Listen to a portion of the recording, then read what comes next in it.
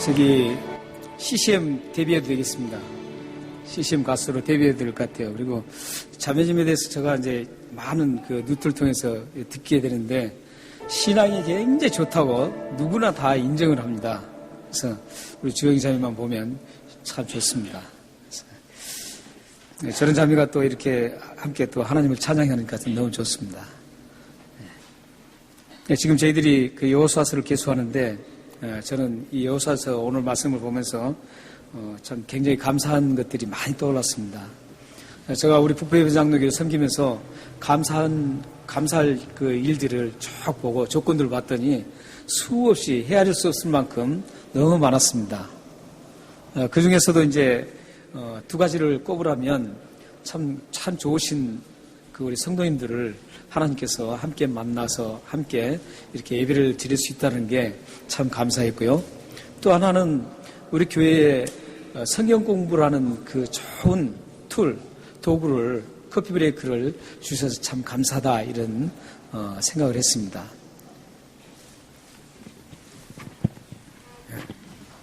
마이크를 이렇게 올리라고 그러네. 그래서 커피 브레이크를 이렇게 통해서 우리 교회에 지금 커피 브레이크를 우리가 진행한 지가 꽤 됐습니다. 몇 년 됐는데 그 사이에 우리 교회는 여러분 자신도 모르게 우리 자신도 모르게 우리 교회에 아주 많은 영적 성장이 있었습니다. 그리고 이 영적 성장과 함께 그 개인의 그 신앙의 삶의 변화들이 많이 일어났었습니다. 여러분들은 그걸 느낀 분들도 많이 계세요. 제가 말씀드리면 맞습니다. 이런 동감하는 분들 많은데 저는 이제 전체적인 우리 그 교회를 한눈에 보면서 기도하고 같이 이렇게 보면서 가기 때문에 보면은 굉장히 많은 분위기가 바뀌었습니다. 영적인 성숙된 분위기, 또 하나님 말씀에 대한 그 지적인 아는 것도 많아졌고요. 이 하나님 말씀을 아는 것으로 그치지 않고 이 말씀이 삶으로 적용돼서 변화가 일어난다는 것에 참 너무나 감사했습니다. 네, 일반적인 지금까지 그 주입식 성경 공부라 그러죠. 일반적으로 가르치고 이 주입식 하는 성경 공부는 그동안에 많은 그 성경 공부를 했는데 그 성경 공부는 물론 변화도 있지만 변화보다는 오히려 지식을 많이 쌓게 됩니다. 이 성경 지식을 많이 쌓게 되는데 그 쌓은 지식으로 어떤 다른 사람을 판단합니다. 자기가 가진 그 지식으로 저 사람이 왜 이렇게 성경을 보나 이런 식으로 판단을 해요. 그리고 뿐만 아니라 그 판단이 어떤 자신에게 굉장히 안 좋은 쪽으로 흐릅니다. 그래서 영혼의 궁핍함을 느낍니다. 성경은 많이 아는데 성경 지식은 가득한데 영혼의 궁핍함을 많이 느낍니다. 이게 주입식 성경 공부의 단점입니다. 그러니까 삶의 변화가 일어나지 않는다는 거죠. 잘 안 일어나요. 자꾸 듣는 것은 많아요. 그리고 많이 쌓였어요. 그런데도 불구하고 이 말씀은 삶으로 연결될 때 이 말씀이 진정한 우리의 말씀이 되는데 거기까지 이르지를 못하는 것이죠. 이제 커피 브레이크는 그런 부분에서 참 좋은 것 같습니다. 우리가 함께 말씀을 나누면서 각자가 가지고 있는 성령님의 통제를 통해서 각자가 가지고 있는 그 지금까지 알고 있던 것과 함께 같이 대화를 하는 겁니다. 이 대화라는 게 참 중요하지 않습니까? 우리가 가장 살면서 많이 하는 게 대화입니다. 인간관계 속에서 가장 많이 하는 게 대화인데 이 성경 공부를 대화식으로 하는 게 얼마나 좋은지 모릅니다. 그래서 대화를 하다 보면 저 사람도 이해하게 되고 또 격려하게 되고 위로해 주기도 하고 그리고 그분을 위해서 또 기도해 줄 수 있는 그런 것도 느낄 수 있고 여러 가지 도움이 됩니다.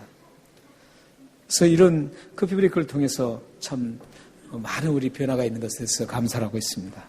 그래서 커피 브레이크는 한마디로 말씀하면 성령의 통제를 받아서 함께 같이 말씀을 함께 나누는 그런 말씀입니다. 그래서 오늘 말씀을 안 읽었죠? 네. 오늘 하나 말씀을 여호수아 22장 28절에서 34절 말씀입니다. 다 같이 한번 읽겠습니다. 자, 시작. 우리가 말하였거니와 만일 그들이 후일에 우리에게나 우리 후대에 이같이 말하면 우리가 말하기를 우리 조상이 지은 여호와의 제단 모형을 보라. 이는 번제를 위한 것도 아니요 다른 제사를 위한 것도 아니라 오직 우리와 너희 사이에 증거만 되게 할 뿐이라. 우리가 번제나 소제나 다른 제사를 위하여 우리 하나님 여호와의 성막 앞에 있는 제단 외에 제단을 쌓음으로 여호와를 기억하고 오늘 여호와를 따르는 데서 돌아오시려는 것은 결코 아니라 하리라. 제사장 비누아스와 그와 함께한 회중의 지도자들 곧 이스라엘의 천천의 수령들이 루벤 자손과 갓 자손과 므낫세 자손의 말을 듣고 좋게 여긴지라. 제사장 엘라사의 아들 비누아스가 루벤 자손과 갓 자손과 므낫세 자손에게 이르되 우리가 오늘 여호와께서 우리 중에 계신 줄을 아노니 이는 우리가 이를 죄를 여호와께 범하지 아니하였음이니라. 너희가 이제 이스라엘 자손을 여호와의 손에서 건져내었니라 하고 제사장 엘라사의 아들 비누아스와 지도자들이 루벤 자손과 갓 자손을 떠나 길앗 땅에서 가나안 땅 이스라엘 자손에게 돌아와 그들에게 보고하며 그 일이 이스라엘 자손을 즐겁게 한지라. 이스라엘 자손이 하나님을 찬송하고 루벤 자손과 갓 자손이 거주하는 땅에 가서 싸워 그것을 멸하자 하는 말을 다시 하지 아니하였더라. 루벤 자손과 갓 자손이 그 제단을 에시라 불렀으니 우리 사이에 제단을 여호와께서 하나님이시라 증거라 함이었더라. 아멘. 네, 우리가 이 하나님 오늘 여호수아서를 보면 이 여호수아에서도 그 대화를 하는 걸 볼 수 있습니다. 우리 삶 속에 대화를 가장 많이 하게 되는데 지금 이 대화를 1절부터 우리가 봐야지만 이 본문이 쭉 좀 쉽게 되는데 우리가 지금 28절 다 읽을 수 없기 때문에 28절부터 왔습니다. 근데 이 대화가 지금 이루어지는데 어떤 대화냐면 두 그룹이 지금 대화를 하는 겁니다. 한 그룹은 동편, 요단을 중심으로 해서 동편에 있는, 좀 띄워주시겠어요, 그림요? 예. 크긴 안 되나요? 잘 보이시나요? 예, 이스라엘은 이 요단강을 중심으로 해서 동편과 서편입니다. 그러니까 이스라엘 백성들이 가나안에서 탈출해서 40년 동안 광야 생활을 한 다음에 그 다음에 어디를 건너서 마지막으로 가나안에 들어갑니까? 요단강을 건너서 마지막 가나안으로 들어가죠. 가나안을 들어가는데 이 가나안 땅을 건너기 전 그 지역은 요단강 동편이라고 합니다. 그리고 가나안 땅을 건넌 곳이 서편이라고 합니다. 요단강 서편. 근데 요단강 건너기 전에 먼저 이 루벤 지파와 갓 지파와 므낫세 반 지파, 이 두 지파 반이죠. 두 지파 반이 먼저 가나안 땅을 건너기도 전에 모세에게 저 땅을 달라고 했습니다. 그 여호수아에게도 달라 그래서 여호수아가 이제 그 허락을 하죠. 그래서 모세가 허락을 해요. 그래서 그 땅을 이제 두 지파 반이 그 땅을 차지하게 돼요. 그러면서 이제 가나안 땅에 건너가서 그 가나안 땅에 있는 그 가나안 족속들을 이제 점령을 해야 하는데 점령하기 위해서 전쟁을 해야 되는데 이 두 지파 반이 이제 우리는 이곳에서 머물겠다고 했던 거예요. 이 머물겠다고 하니까 여호수아가 혼을 냅니다. 어떻게 형제가 같이 하나님의 약속의 땅을 지금 정복해야 되는데 너희들만 쏙 빠지느냐 이렇게 아주 책망을 하죠. 그러자 이제 그 자신들의 그 자녀들과 부인들을 놔두고 이제 남자들이 전쟁터로 갑니다. 함께 가서 7년 동안 싸웁니다. 7년 동안 가나안에서 함께 싸우고 이제 그 많은 곳을 다 정복합니다. 정복하고 나서 이제 여호수아가 이제 각 지파별로 나누어져 분배했던 땅별로 다 보냅니다.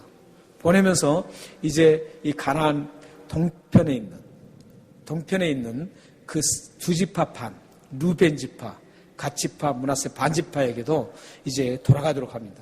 그리고 전리품들, 전쟁에서 이겼을 때 전리품들을 이제 주면서 가서 나눠 가지라 하면서 돌려보냅니다. 그래서 이 두 지파 반이 요단강을 건너서 이제 자기 지파로 그 자기 분배받은 땅으로 간 겁니다. 가서 그들이 첫 번째 했던 일이 뭐냐면 제단을 쌓았습니다. 제단을 만들었어요. 제단을 만들었는데 여기에서 말하는 제단은 어떤 제단이냐면 성막 구조에서 이제 우리 뭐 창세기도 했고 출애굽기도 했으니까 이제 잘 아실 거예요. 성막 이제 커플이 가신 분들은 굉장히 이해가 빨라요. 성막 구조에서 맨 처음 문을 열고 들어가면 처음에 만나는 곳이 뭐냐면 이 번제단입니다. 번제단은 뭐 하는 곳이냐면 이 번제단에서 어린 양을 잡고 그 각을 떠서 구워 태워서 하나님 앞에 향기로운 제사를 드리는 곳이 이 번제단입니다. 근데 그 번제단인데 이 번제단을 말하는 겁니다. 지금 오늘 나오는 제단을 쌓았다. 이것은 이 번제단을 말합니다. 번제단은 그때 당시에 성막의 번제단은 그 크기가 얼마였었냐면 이 정사각형이었습니다. 넓이와 또 길이 이게 똑같았어요. 얼마였냐면 2m 50. 그러니까 여기 앞에 있는 지금 이게 한 2m 정도, 1m 50 정도 되죠. 그러니까 좀 더 크겠죠. 1m 50 정도, 2m 50씩. 정사각형으로 되어 있습니다. 그리고 높이는 1m 50이었습니다. 1m 50이니까 아마 저 키가 1m 좀 넘거든요. 1m 60은 안 되고 조금 넘어요. 저 키보다 조금 적죠. 그 높이라고 생각하시면 돼요. 제가 지금 크게 보이죠? 밑에 지금 여기 뭐 지금 밑에 받쳐서 크게 보입니다. 근데 전 키보다 조금 적은 높이죠. 그리고 크기는 2m 50으로 이렇게 되어 있습니다. 이게 번제단입니다. 근데 이 번제단을 건너서 요단강 언덕에다가 만들어서 세웠습니다. 근데 그때 세운 것은 엄청 크게 만들었던 것 같아요. 기록에는 없습니다. 얼마 크기라는 기록은 없습니다. 그런데 멀리서도 볼 수 있을 만큼 그렇게 크게 만들었습니다. 그게 10절에 나옵니다. 오늘 22장 10절에 나오는데 10절에 보면은 10절에 보면 표현이 이렇게 표현되어 있죠. 쌓았는데 보기에 큰 제단이었더라. 이렇게. 그러니까 보기에 큰 제단이라는 것은 뭐냐면 그냥 이렇게 보기에 이런 뜻이 아닙니다. 멀리서 보기에 큰 제단으로 보였다라 이 뜻입니다. 그렇기 때문에 참 멀리에서도 그 크다는 것을 느낄 정도 되니까 굉장히 크게 아마 지었던 것 같습니다. 근데 이렇게 지은 걸 보고 요단 건너편에 있는 9지파 반이 그 번제단을 만들어 놓은 걸 보고 아니 저 사람들이 왜 저러느냐, 저 2지파 반이 지금 한마디로 돌았구나 이렇게 생각한 거예요. 배교했다고 본 겁니다. 배신을 했다고 보는 거예요. 그래서 저 가만두면 안 되겠다 하면서 우리가 함께 힘을 모아서 저 2지파 반을 전쟁을 해서 죽이자 이렇게 그 백성들이 막 여론이 일어나는 거예요. 여론이 막 일어나요. 그때 이제 비느하스, 당시의 제사장입니다. 비느하스는 아론의 손자입니다. 아론의 손자인데 이분이 굉장히 신실하고 하나님 중심적인 그런 제사장이었습니다. 이분이 이제 대표가 됐어요. 대표가 돼서 이 진상조사단의 대표가 되어서 이제 다른 두령들, 족속들의 대표들을 데리고 이제 요단강을 건너서 가서 이제 어떻게 된 상황인가를 알아보기 위해서 갑니다. 여기서 참 중요한 게 이 대표단의 대표를 잘 뽑았어요. 이 제사장이 만약에 하나님 중심이 아니고 사람 중심이었다면 후에 아름다운 그 대화의 열매를 맺을 수가 없었습니다. 그런데 이 비나스가 굉장히 하나님의 신실한 사람입니다. 성경으로 이렇게 쭉 몇 군데 나와요. 근데 이 비나스를 대표로 해서 같이 갑니다. 가서 이제 얘기합니다. 너희들이 왜 우리 실로에 있는 그 제단을 놔두고 또 다른 제단을 여기다 세우느냐. 이렇게 얘기하면서 너희들이 여기곳에다 세우면 어떤 결과가 나오냐면 너희들뿐만 아니라 우리까지도 하나님의 진로를 받게 된다. 이렇게 하고. 그게 지금 이 진상조사단의 가장 중심적인 메시지 포인트예요. 그러니까 너희들만 망한 건 아니라 우리 이쪽 이스라엘 백성들 함께 우리는 한 공동체이기 때문에 함께 모두가 하나님의 진로를 받게 된다 하면서 두 가지 예를 들은 겁니다. 두 가지 예를 들은데 하나는 부활 사건. 이거 설명하면 좀 길어지니까 일단 부활 사건이라고 알아두세요. 부활 사건이 있는데 부활 사건과 하나는 아간의 사건. 이 두 가지를 얘기하는 겁니다. 이 두 가지 얘기는 어떤 얘기냐면 이 두 사람 발람과 이 아간이 그 한 사람이 범죄를 했는데 이스라엘에게 큰 재앙을 맞이했던 것들이에요. 그러니까 한 사람이 범죄하니까 한 사람은 끝나는 게 아니라 공동체는 같이 하나님의 진로를 받는다는 것이죠. 이걸 지금 얘기하면서 그렇기 때문에 너희들 이걸 빨리 철수하라 이런 식이죠. 지금 그걸 지금 그 진상조사에 얘기하는 겁니다. 그러자 그 얘기를 들은 루벤 지파와 또 갓 지파, 므낫세 반 지파의 그 대표자들이 하는 얘기가 몇 절에 나오냐면 28절, 29절에 나옵니다. 28절, 29절 한번 보십시오. 예. 우리가 말하였거니와 만일 그들이 후일에 우리 후대에게 이같이 말하면 우리가 말하기를 우리 조상이 지은 여호와의 제단 모형을 보라. 이는 번제를 위한 것도 아니요 다른 제사를 위한 것도 아니라 오직 우리와 너희 사이에 증거만 되게 할 뿐이라. 우리가 번제나 소제나 다른 제사를 위하여 우리 하나님 여호와의 성막 앞에 있는 제단 위에 제단을 쌓음으로 여호와를 거역하고 오늘 여호와를 따르는 데서 돌아서려는 것은 결코 아니라리라. 이게 이제 이렇게 대답하는 겁니다. 그러니까 지금 비느하스와 그 진상조사단에 얘기한 것은 우리는 모두 한 공동체라는 거죠. 공동체이기 때문에 한 사람으로 인한 죄가 우리 공동체에 커다란 영향을 미친다. 이런 얘기를 합니다. 이 얘기는 지금 우리 현대를 살아가는 우리들에게, 우리 특히 기독교인들에게 굉장히 큰 의미가 있습니다. 요즘 많은 그리스도인들은 공동체에 대한 생각보다도 개인 이기적인 생각체가 참 짙습니다. 굉장히 짙어요. 다른 형제가 잘못되든 잘되든 그건 관계없어요. 나만 잘 되면 되는 거예요. 이 공동체가 어떻게 부서지든 아무 관계없어요. 나만 잘 되면 되는 거예요. 신앙생활도 그렇게 해요. 옆에 있는 지체들, 형제자매들 신앙이 지금 고통을 받고 있어요. 그게 관계없어요. 나만 하나님 앞에 열심히 기도하고 성경 보고 해서 내 자신만 신앙 똑바르게 하면 된다고 생각해요. 이런 굉장히 심각한 문제입니다. 교회적으로도 그렇잖아요. 교회적으로도. 우리 공동체 안에 지체들뿐만 아니라 교회 간에도 그래요. 우리 교회만 해야 된다는 거죠. 다른 교회 그래서 다른 교회에서 끄집어 와요. 그 교회가 울든 말든 관계없어요. 그 교회가 완전 그냥 쪼개져도 관계없어요. 어떻게든 그 교회 성도들을 붙들고 어떻게든 오려고 그래요. 막 금덩어리를 주면서 막 데리고 오려고 그래요. 우리 교회는 막 이런 엄청난 것들을 한다. 시스템을 잘 해놓고 막 끌어들여요. 시스템 못한 곳은 다 그쪽에 없애버려요. 지금 이런 상태는 정말 하나님 보시기에 정말 싫어하는 상태입니다. 우리는 모두 전 세계가 한 공동체예요. 예수 그리스도를 구주로 영접한 그 공동체.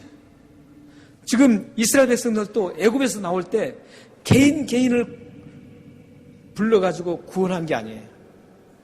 구원할 때 어떻게 했습니까? 애굽에서 종살이 할 때 하나님이 구원하실 때 어떻게 했어요? 유월절의 어린 양의 피를 통해서, 유월절에 희생된 그 어린 양의 피를 통해서 그들이 한꺼번에 모두 다 같이 구원했어요. 지금 우리를 말할 것 같으면 십자가에서 흘리신 예수 그리스도의 피로 우리 모두를 전 세계에 있는 모든 그리스도인들을 함께 불러서 공동체로 만들었습니다.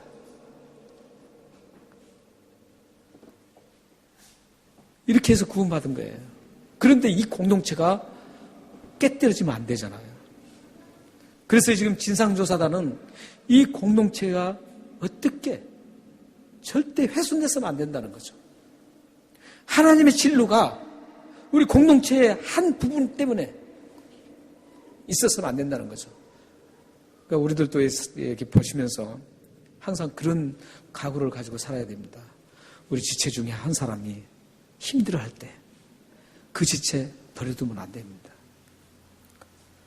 그 지체가 힘들어서 쓰러지면 여러분은 그냥 있는 줄 아세요? 아니에요. 여러분도 같이 다운되는 거예요. 여러분들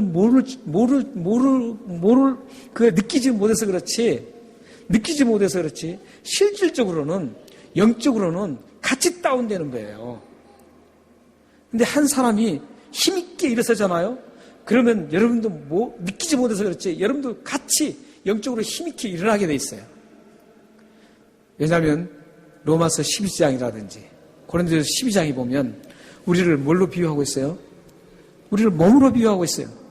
우리 공동체 모두 예수를 믿는 모든 사람들이 함께 모인 공동체를 이 몸으로 비유해주고 있어요. 손이 힘이 없으면 다리도 힘이 없어지는 거예요. 손만 힘 있고 다리만 힘든 거 아니에요. 입에서 만약에 먹지를 않으면 모두 같이 힘이 빠지는 거예요. 마찬가지입니다. 우리 모두는 이 공동체예요. 예수 그리스도의 그 피로, 십자가의 흘리신 피로 구원받은 그런 하나의 공동체입니다. 그렇기 때문에 그 사람에 대해서 미워하고 그 사람에 대해서 막 나쁜 얘기하고 그러면 안 돼요. 결국은 그건 자신에게 하는 거예요. 결국은 같은 몸에 있기 때문에 만약에 이 손이 다리를 때려보세요. 내 다리를 때리면 이 다리만 아프나요?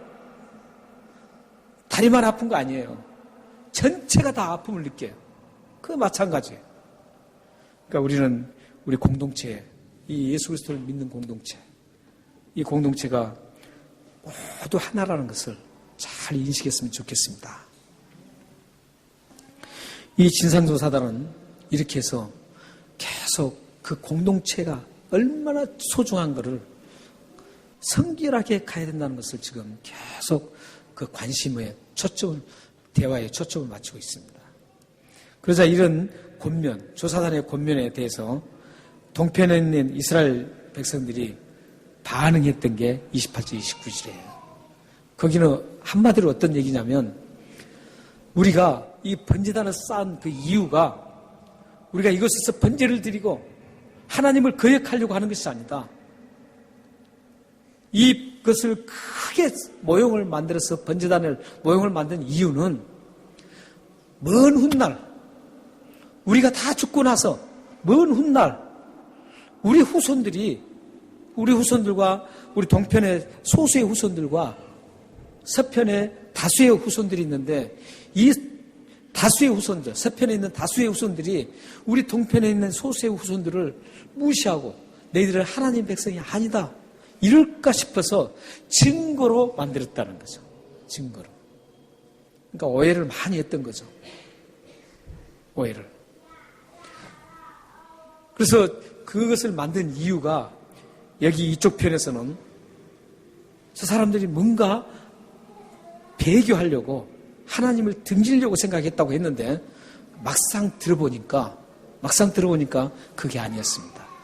그러자 30절부터 34절까지 이제 이런 얘기가 나옵니다. 아, 그랬구나 하면서 좋게 여기었습니다. 그걸 그대로 받아들였습니다. 대화를 하다 보면 말이죠. 나는 내 마음속은 안 그러는데 상대는 그걸 이해를 못할 때 참 답답하잖아요. 여러분들도 대화를 많이 하시면서 부부간에도 그러잖아요. 부부간에도 상대 부부가 나는 내 마음은 이렇지 않는데 오해를 해서 자꾸 아니라고 할 때 얼마나 참 답답해요. 답답하잖아요. 근데 지금 여기 비느하스와 이 조사단들은 그 사람들의 말을 그대로 받아들입니다.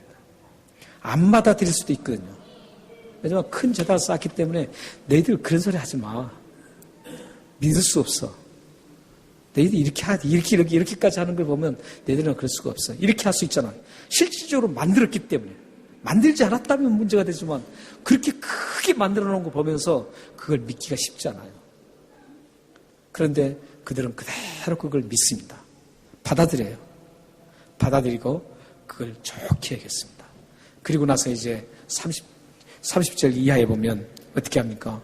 그 받아들이고 나서 이제 보고를 합니다. 돌아와서. 보고를 하자 모든 백성들이 하나님께 찬송을 합니다.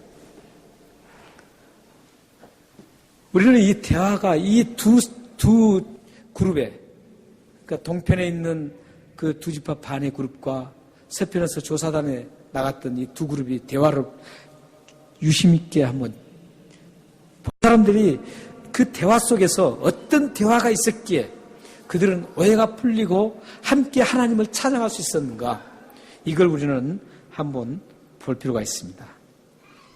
여기서 우리는 잘 보시면 이 두 그룹 사이에서 이루어진 그 대화의 중심은 뭐냐면 하나님이 어떻게 반응하실까 이거였습니다. 하나님의 진로를 하는가 진로하지 않는가 여기에 반응이 있었습니다. 그 사람들이 어떤 깨를 부리고 어떤다 이게 반응이 없었어요.